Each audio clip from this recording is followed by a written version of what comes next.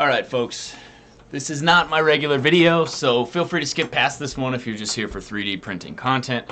However, if you're curious as to some of the things that have been going on in my life lately, I think it's time that I gave you guys an explanation. So, this is going to be a really fucked up story. Excuse my language, I'm just being plain. There are a lot of things about this that get me kind of flustered and make it a little bit hard to talk about. And it's weighing heavily on both my wife and I. Some of the topics in this video are going to be kind of sensitive, so if you're triggered by things like suicide and things like that, just go ahead and hit the skip button right now. You're not going to offend me. But before we get too much further, I do want to let you guys know that I have started a GoFundMe campaign to help my family move because of the circumstances I'm about to explain to you. And I would really appreciate it if you could pop over there and at least check it out, maybe give it a share. If you can't donate, I understand. If you can, please do, because every little bit helps. And here we go. So, about 5 years ago, my father-in-law supposedly committed suicide. Whether or not he did is up for debate. Since then, my mother-in-law and my wife have had quite the falling out. And I will try to explain the best that I can, but this is something that has been deeply affecting my life for a while now. And a lot of times when my wife and I tell this story or try to explain things, people look at us like we are batshit insane. Which is understandable, I guess. It's a pretty unique circumstance, and I don't expect everybody to believe me. This is the life that I live, and I live it every day. So there's not many options for me to just kind of disregard this and go on with my life. After my father committed suicide, my wife was in a really bad place, committed suicide, and we decided to move away. And we spent some time out on the coast in Vancouver, Washington. We really enjoyed it out there. But we were only out there for about a year and a half before my mother-in-law pretty much started begging us to come home, saying she wanted to spend time with the kids, she missed us, she wanted to spend time with us, things like that. So because my wife has two older kids here with her ex-husband, that was another factor in us deciding to come back. So we did come back to South Dakota, where we've owned a home since 2012. The time we were out on the coast, I had this house rented out. The land that this house is built on was given to me by my father-in-law. And we're still paying for the house. The land is ours. That's all kind of a moot point, but I bring that up because it's situated in between two parcels of land that at the time he owned. If I look out my window to my right here, I can see his house. And out the other side of my house is his shed. In between those two buildings is my land, where we put my house. Looking out my kitchen window while doing the dishes became quite hard for my wife because her dad used to spend a lot of time up in the shed, and she couldn't go anywhere in this house without thinking about it or without it weighing on her. I really don't know where to begin. This is going to sound confusing. It's going to kind of jump around a little bit. Just bear with me, because I guarantee you this is probably the most messed up story that you have ever heard. So, when we got back here, it was about a month after that my mother-in-law informed me that she was seeing someone, which is not a big deal. You know, it had been 2 years since Calvin had passed away, and we encouraged her, and we were supportive. She told us this guy's name. She told us that she had met him on a vacation to the Kentucky Derby, and we went on living our lives for about another year and a half with no problems. She asked me to maintain the house of hers and her property and take care of the yard work and things like that because she wasn't around much. This was really upsetting to my wife that she was pretty much adamantly begging us to come back here so she could spend time with the kids, and as soon as we did, she pretty much took off to Tennessee to go and spend time with this guy. So she was here maybe 2 months out of the year total, And, it didn't really bother me. It bugged me that it bothered my wife so much because I felt that that was a really, really low blow for her mom to pretty much convince us to move back here where we were unhappy and leave a place that we enjoyed because she wanted to spend time with us and see her grandkids. It wasn't long after she told us that she was seeing him that it became apparent that seeing us or the grandkids was not a top priority of hers. She wanted a house sitter to keep an eye on her house and feed her cat while she was gone for a majority of the time. And that's not a big deal either. I mean, all of these things seem like little things. I'm going to get to the meat of this story in just a minute. I'm just trying to give you a little bit of backstory and explain my position here. So, about a year ago, she came to us and told us that she was buying a house in Tennessee and that she was going to be moving down there so she could spend time with him. During this time, a couple red flags had been raised about the guy, not the least of which was the fact that my youngest daughter, he made me really uncomfortable around her. He would try to get her to sit on his lap. He would do other things. He bought her gifts that he didn't buy anything for the other kids. It was almost like he was like plying her or grooming her, and it really made us uncomfortable. That coupled with the fact that she told us this guy's name, and at one point he was up here visiting. My wife was having a raffle at her work, and he went down and filled out a raffle ticket, and the name that he put on the ticket was not the same name that we had been given for the last 2 years. That sent up a lot of red flags with my wife, and it also made me concerned. So when she came to us and told us that she was buying this house, we started to ask her, this guy supposedly has a house down there, why do you need your own house? Why do you not stay at his house when you visit if things are so well? And my wife was really worried that this guy was basically trying to scam her. So she started to do a little bit of digging, and that's when everything kind of fell apart. It turns out that this guy was married to another woman, obviously, and she had no idea that my mother-in-law and him were seeing each other. My mother-in-law brought this guy to family reunions and introduced him as an honest, great guy and tried to encourage my kids to call him grandfather. And it was really odd to me. I wasn't comfortable with that. When we found out that it was an adulterous relationship, basically, that she was dating a married man, we were worried that she didn't know because of certain circumstances that had happened where she had been taken advantage of and scammed in the past. I actually caught her trying to send she was trying to buy a camper online when we first got back, and it was a scam. It was one of those, go to Walmart and get as much as you can on a gift card and mail it to us, and then we'll drive the camper down to you. I encouraged her not to send the gift cards. She sent the gift cards anyway, and then she gets an email saying, now just send us a check for $20,000 and we'll drive you this camper that you've never seen before or never gotten a look at. You're buying it sight unseen. We'll bring it to you. And at that point, I said, no, you show me this website. And she pulled it up, and it looked exactly like eBay, but the website, the address was not right. It was a total scam. So luckily I talked her out of that, but because of that situation and the fact that we had been given a false name for this guy, we were really concerned that he was trying to take advantage of her. So when we found out that he was married, we approached her and told her, and it turns out that she had already known that. She had been lying to us for the previous 2 years. She tried telling us it was a loveless marriage and that the guy's wife knew, and that was false too. In the time that it took my wife to find out about this, she had spoken to the wife and she had no idea.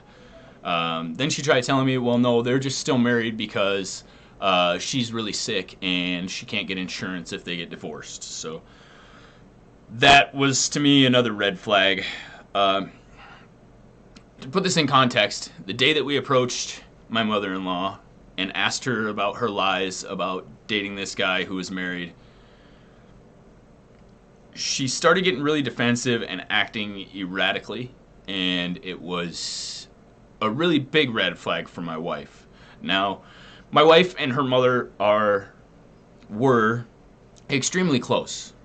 My wife has an older sister who has basically been in and out of counseling her whole life because her mom claims she's bipolar. It's since come to light to us that was more of a deflection from her mom, that anytime Chandra's older sister would see something that she didn't like, such as her mom going on trips and coming home with pictures of different gentlemen and stuff like that, that her mom would overreact and basically throw her in the loony bin to convince her husband, my father-in-law, that she's just crazy. There's nothing going on. She's just crazy. Like I said, this is kind of all over the place. I'm sorry. So, basically, when we approached her and asked her about lying to us for 2 years, about lying to my children, encouraging them to call some guy grandpa who, by all rights, would have pretended they didn't exist if he'd have seen him out in public with his real wife. My wife started to ask questions about her father's suicide. And it was at that time that the whole can of worms basically just burst open. So, a little bit more about the night that Calvin killed himself. I was awake, and it was dark out. It was after midnight, probably closer to 1 o'clock. And I actually heard from my house the shot ring out. That's how close we are to their house. And I kind of panicked a little bit, started looking out the window, didn't think anything of it. And then I saw flashing lights, and the first responders pull in, and I knew something was wrong. And then my phone rang, and my mother-in-law completely calmly tells me, "Nick, you need to come over here. Calvin just shot himself." So I panicked. We had kids in the house at the time. I didn't know whether I should go over there or whether I should wake my wife. I had to tell her. I woke her, and she immediately flew up and flew over there. And I had to stay here with my kids because we didn't want to leave them alone in the house.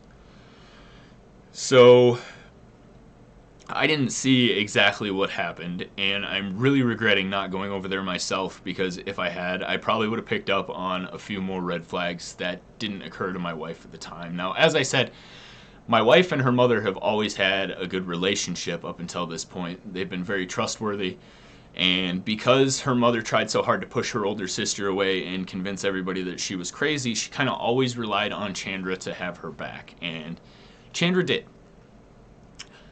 I'll get into a few things that are kind of discrepancies that don't make sense here in just a minute. But before the supposed suicide, my father-in-law had some issues. He was on medication for depression, which is why it was totally believable that maybe he had killed himself. And my wife, never having been lied to by her mother in her life that she knew of, immediately gave her mother the benefit of the doubt, and there really was no question in our mind what happened. At the same time, I can tell you Calvin was a guy who straight up told me that suicide was the coward's way out and that he could never do that, no matter how depressed he got. We had talked about it. We used to hang out and have a couple drinks and discuss things that the girls didn't necessarily know we talked about. But it's totally out of character for him. And at the time, I should have said something. The Hughes County Sheriff's Department showed up after the first responders, and a lot of things happened that shouldn't have happened at that point. They did not conduct any sort of investigation. They didn't check her mom for gunpowder. Her mom actually had moved the body off of the bed onto the floor and tore the sheets off the bed. which should have been a red flag and a major warning sign warranting an investigation either way. And regardless of how the family feels, it is my belief that they should be conducting a thorough investigation to make sure that there was no foul play either way. Now, I told you that Calvin had been depressed. He had had some issues. There had been arguing over what to do with the guns before anything happened. He did have a couple guns in his house, and Teresa was responsible for removing them from the house. And instead of removing them, for some reason, a couple of the guns and ammunition ended up stored in the room where Calvin slept by himself. Teresa did not sleep in the same room. They were still married, they were still together, and they put on appearances like everything was fine. But during one of our conversations, Calvin had also told me that they didn't sleep in the same bed and they hadn't been intimate in over 5 years, and he was really frustrated with the fact because he loved her. It was undeniable that he would do anything for her. The biggest red flag for me is, why do you put guns and ammunition in the room of somebody who, you were told to take those guns out of the house by a doctor. You were told to hide them somewhere. You can't tell me you couldn't have found somewhere to put them. I live next door. I could have locked them away over here. They would have been safe and he would still be here. The police, while talking to Chandra's mother, asked my wife to go into the room where her dad just shot himself and get the other guns that were in there, which should have never been asked of her, first of all. Second of all, they should have conducted a thorough investigation at that point to see what had gone on. So when we approached my mother-in-law about the lies about seeing this married man, my wife had never been lied to by her mom that she was aware of. And it immediately started ringing bells in her head, basically. And I was standing right there when she looked at her mom and said, "So, why didn't you get the guns out of that room? You tell me the truth. Why did you put the guns in that room?" And her mom had told her, well, I was hiding them in the Christmas stuff, but your dad never wanted to decorate for Christmas, and he decided that year he wanted to decorate for Christmas, so I had to move them somewhere else. Well, Calvin's suicide happened in March. So the Christmas thing is pretty much bullshit. And my wife said that. She told her, "Dad died in March. What does that have anything to do with Christmas? And if so, it was after Christmas. You could have moved them back to the Christmas supplies. There are a million other places you could have put these guns. And you put them in his room where he sleeps alone." And at that point, she started going off about how, he was abusive and he cheated on me and all of this stuff, which I know to be baseless lies. Calvin did have a temper. He once in a while he would get mad. He would. I watched him working on a lawnmower get upset and just start bashing on the lawnmower. But the thing is his temper was bad enough that if he was going to hit her, everybody would have known. There was there's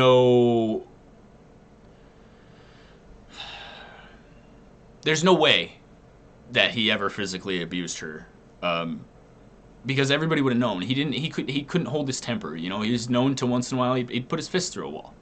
He never did it while I knew him, but like I said, I did see him lose his temper a couple times, and if he was going to hit her, somebody would have seen him hit her. It would have been instant. So this deflection really made my wife start examining some other things. And Calvin's wish was to be buried and interred next to his mother and father in the cemetery here in the city we live in. He was an organ donor. Was right there on his card, and he was proud of it. The guy donated blood every chance he got, and he was deathly afraid of needles. So that tells you how compassionate this man could be. Basically, my wife started going over a lot of the things that had been playing in her head since that night, like the fact that when Calvin shot himself, he was laying completely horizontal in the bed. He wasn't propped up against the headboard. He wasn't sitting up. He was laying down as if he were sleeping.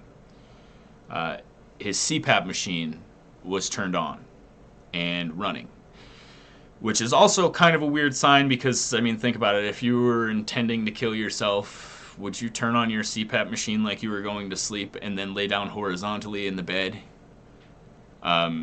Those things don't really line up for me. I mentioned him being an organ donor and wanting to be buried because she refused to have an autopsy and had the body cremated within 24 hours and then had the gun destroyed.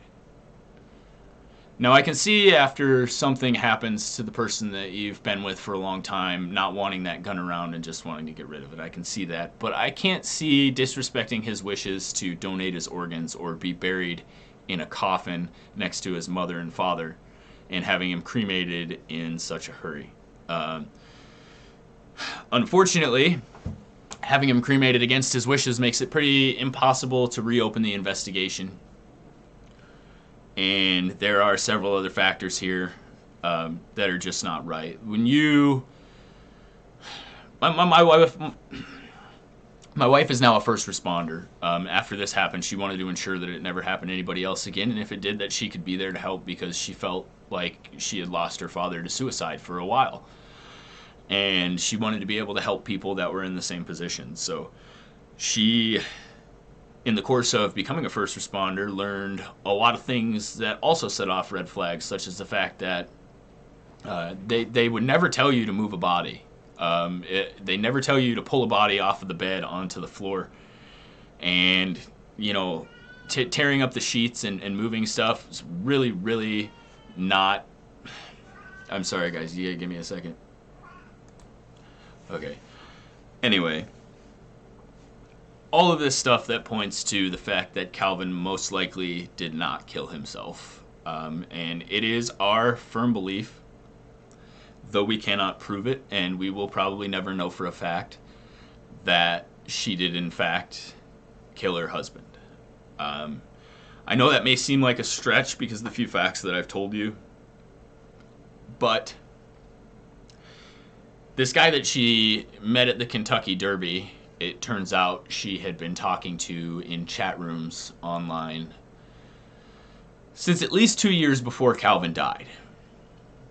And if she's willing to convince him to cheat on his wife, there's no reason to think that she wouldn't cheat on Calvin too. All of this is a mess. It's really hard for me and my family. Since these revelations have come to pass, we refuse to allow my children around her. We don't trust her. It is honestly our belief that she killed him. And that's not something I say lightly. And I spent a lot of nights awake thinking about the situation and the circumstances before I came to that conclusion. And there is literally no part of me that believes that he killed himself. And there is no part of my wife that believes that he killed himself either. Basically, since we exposed this lie, we've uncovered several more. And my wife is just devastated. She feels like she lost her best friend. And she doesn't know who her mother is because she's been lying to her for years now.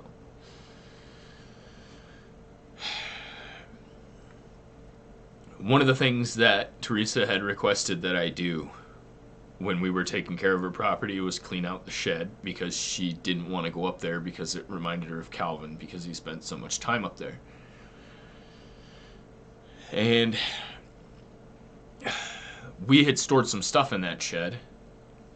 After the whole falling out, we decided to get our stuff out of there, so we went up and removed it. And my wife found a box of pictures, and in that box of pictures was a picture of Teresa when she was younger on a business trip she supposedly took to Chicago, out on the town with another man. Um, and it was at this point that my wife started remembering. That was around the time that her mother started ostracizing her sister and telling her she was crazy. So we approached Melinda, and Melinda told us, yeah, she went on a trip to Chicago and came back with a bunch of pictures of some guy, and I told Dad to leave her. To just leave her. Divorce her. And that was the first incident of Teresa calling and having Melinda committed.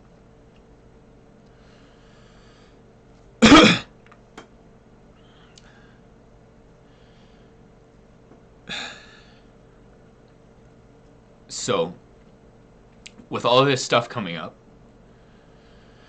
living next door to this lady, I mean, my wife literally, she made me move my bed because it was in front of the window, and she was afraid that her mom was going to come up in the middle of the night and shoot her too because she was onto her. When we questioned her or asked her about these things, it was always deflection and more lies, and she basically couldn't keep her story straight. So we started talking to some family members, and it turns out there were a few family members that she had told she wasn't even in the house when Calvin killed himself. She told them that she was staying the night here that night, and that is absolutely false. She's never stayed the night in my house. Not once, not ever. She told the police that Calvin had made her take one of his sleeping pills. Made her take one of his sleeping pills. And, you know, it's our belief that Calvin would have a couple drinks, he'd take his pill, he'd go lay down, and he'd go to bed. And it's our belief that she made him a drink and put an extra sleeping pill in it so she could be sure he would be out when she went in there and did what we think she did.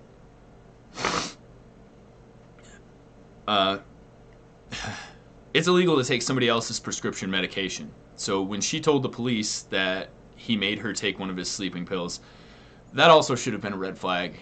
They should have conducted an investigation right then and there. But again, there was no investigation. They immediately ruled it a suicide and didn't run any tests, didn't run an autopsy, didn't do anything. When all this stuff came out, my wife got together a list of things that didn't sit right with her, and it was an 8-page document listing all of the circumstantial evidence surrounding the case.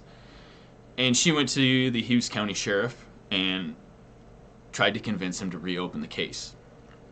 At which point, it's pretty much impossible to do because the body is cremated and there's really not much you can do about it either way. So I understand them not being able to reopen the investigation.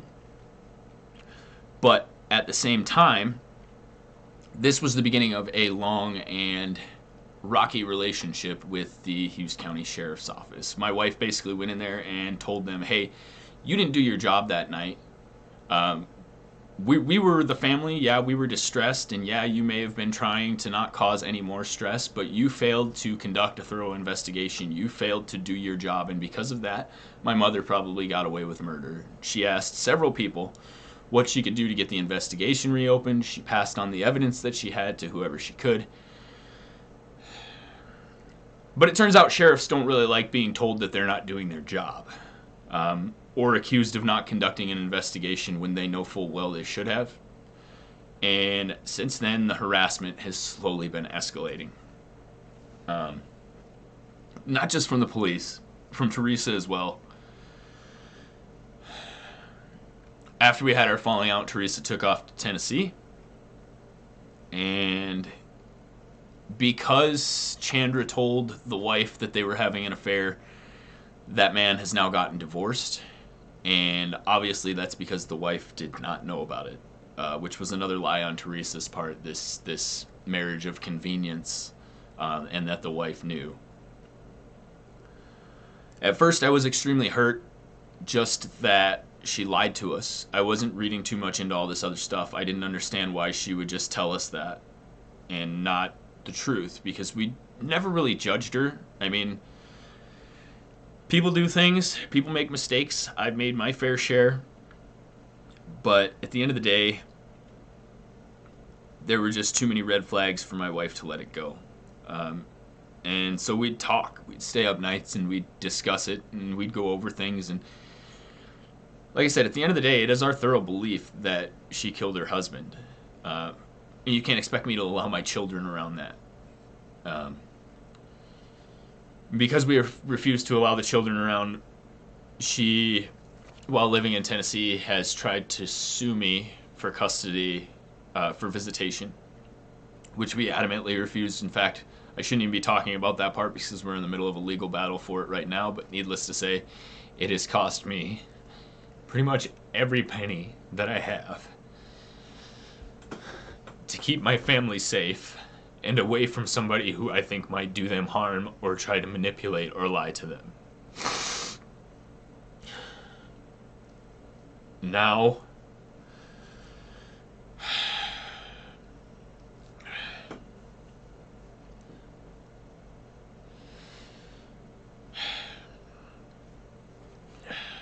Teresa also threatened to sue us for $60,000 for various stuff that she said that we had stolen from her house or taken from her, which was absolutely false. I might be a lot of things, but I am not a thief. I don't steal. I don't take advantage of people.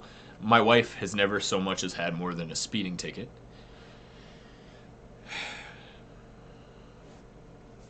So,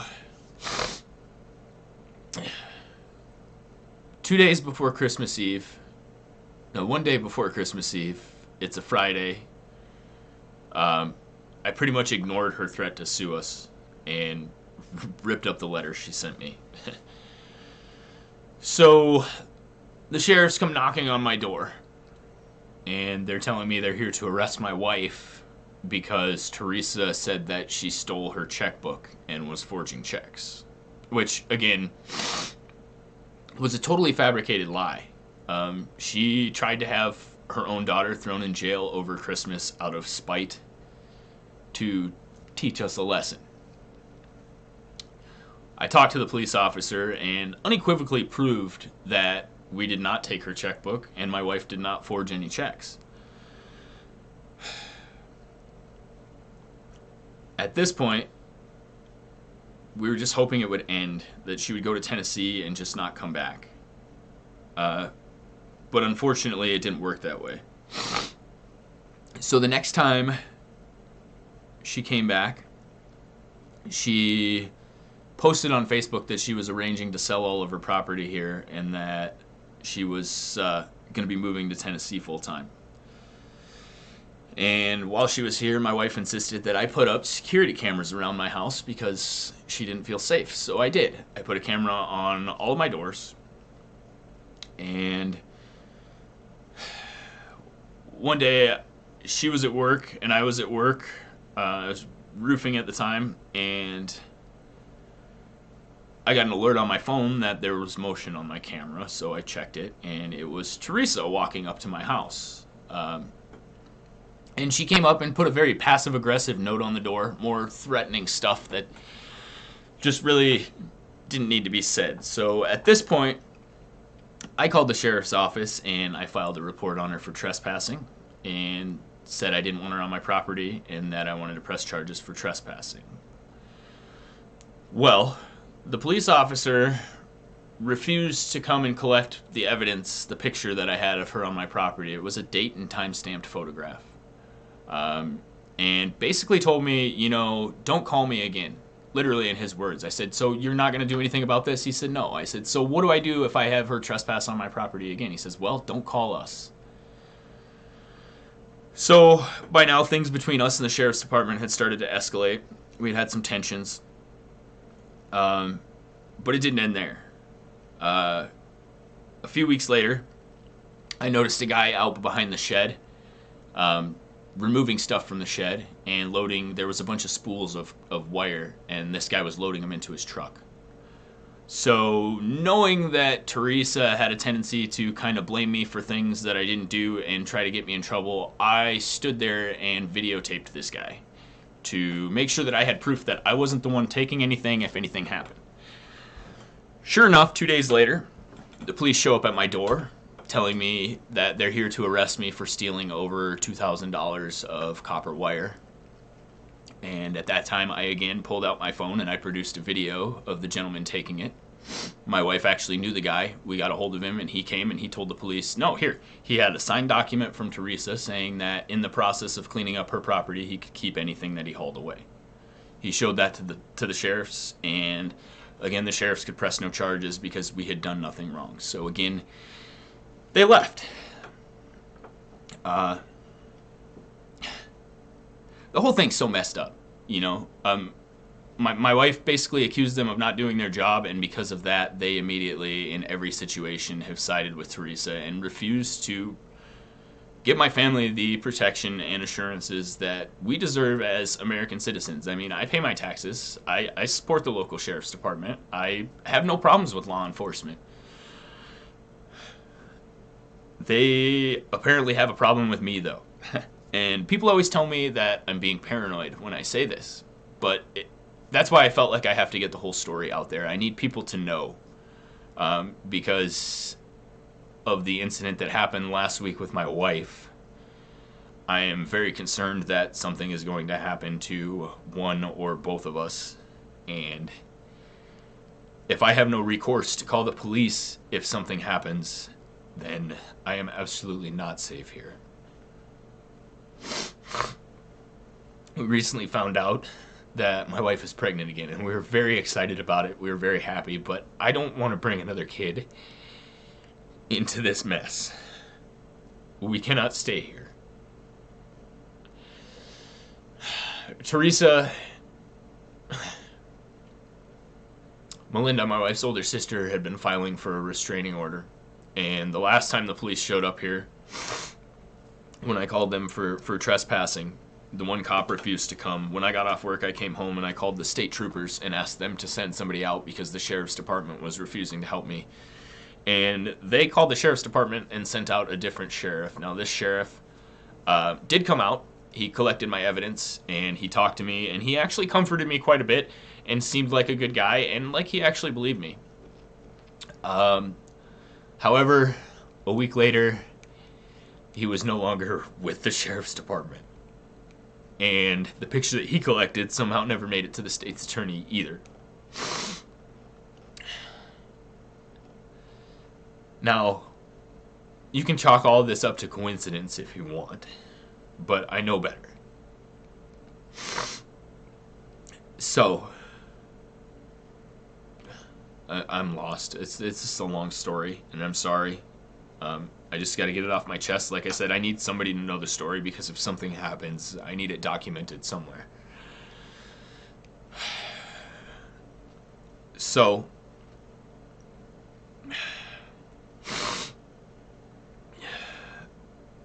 the day that he came out to collect that report, he told me that he was also here to serve Teresa with a summons because Melinda, my wife's older sister, was filing a restraining order because she didn't want her around her or her kids either. Now, that's a whole nother story that I'm not going to take too long getting into, but basically, there's another house down the street that belonged to Calvin's parents, and when his dad died, Calvin gave up his whole inheritance to get that house because Melinda wanted it. So Melinda moved into that house. Melinda had been married, had some problems with her husband, and things went down. Basically, when Calvin died, Teresa ended up in charge of the house.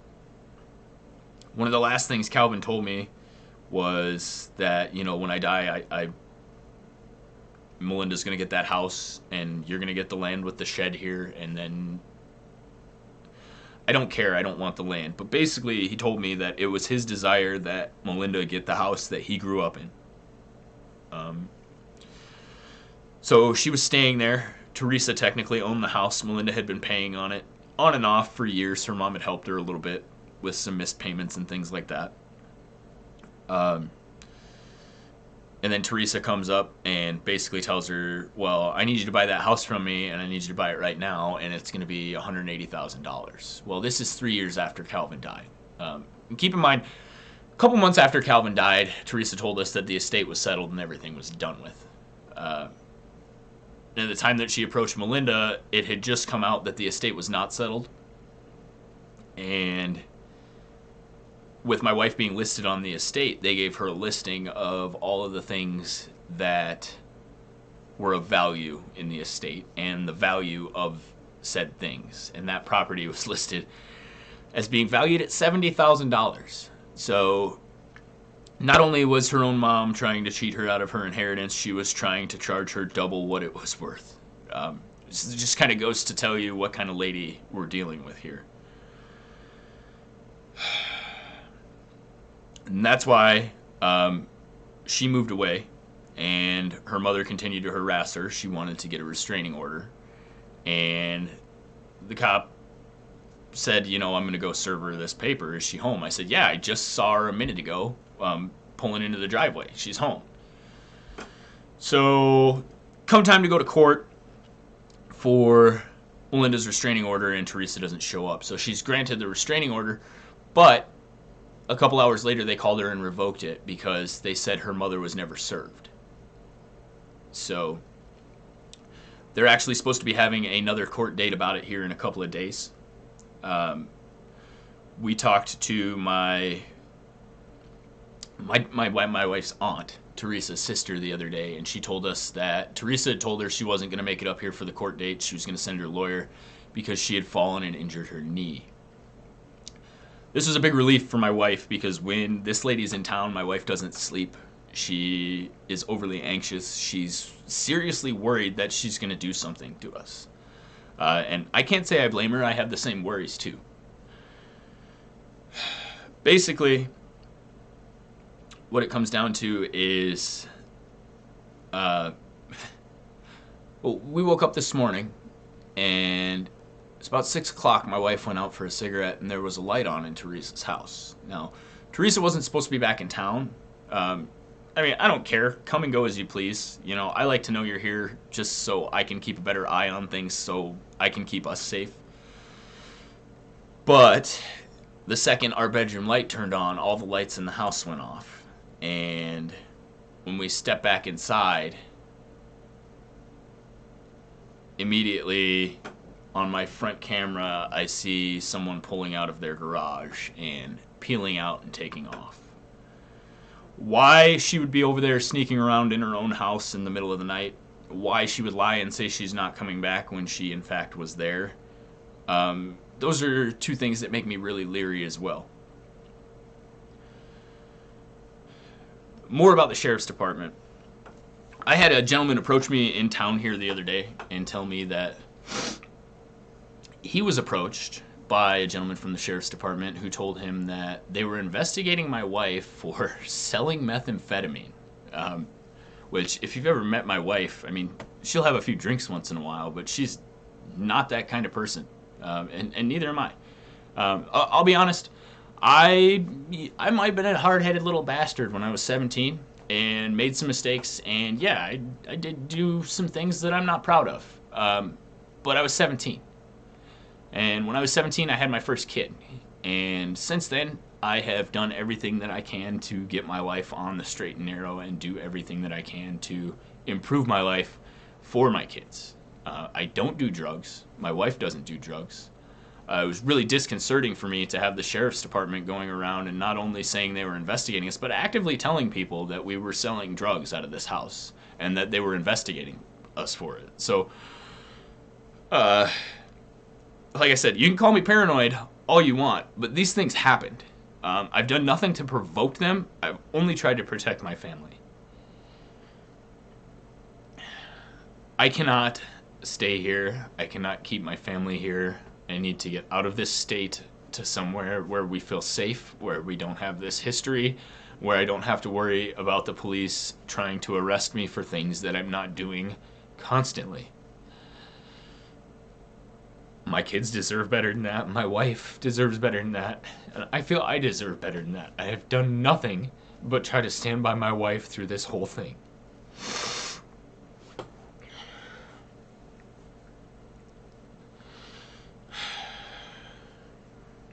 That pretty much brings us up to date.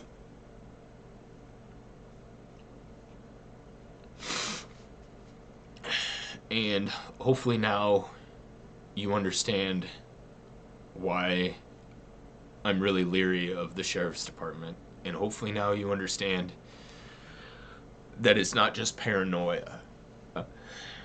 I'll admit, all of the things that have happened have made me slightly paranoid, but if this was happening to you, wouldn't you be paranoid too?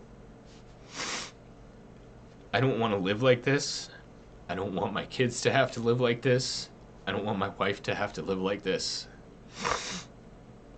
I don't want to constantly worry about whether or not this lady's coming back and threatening the safety or livelihood of my family.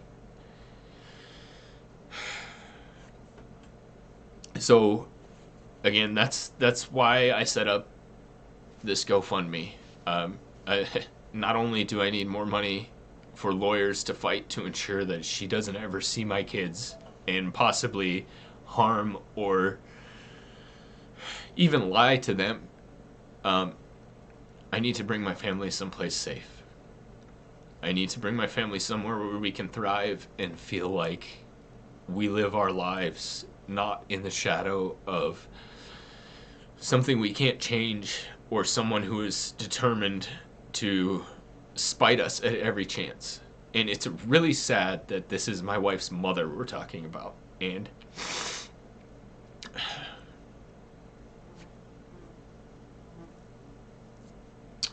alright, I'm done. I'm done crying. I'm done whining. I appreciate it if you sat and listened to this. I'd appreciate it more if you could check out the GoFundMe page down below. Like I said, anything helps. We just need to get our family out of here. We need to get someplace where it's safe and we don't have to worry about the next door neighbor or the police harboring a vendetta because we accused them of not conducting a thorough investigation 5 years ago, and they have been harassing me ever since. Thanks again for watching, guys. I promise you either way, I'm going to get through this, and my family is going to get through this, because I will do anything in my power to make sure that they're safe and they don't have to worry. But I could definitely use all the help I could get as far as getting away from here as soon as possible. If you can't donate, I don't blame you one bit. Not a problem. I like I said, I appreciate you watching, but if you could just share the campaign or post it somewhere or mention it or, you know, share this video, let people know, that would go a long way towards helping too. So I'm gonna cut this video off. I feel ridiculous sitting here blubbering, and I'm hard-headed to begin with. I don't like asking for help. I just don't know what else to do at this point. So, thanks, guys.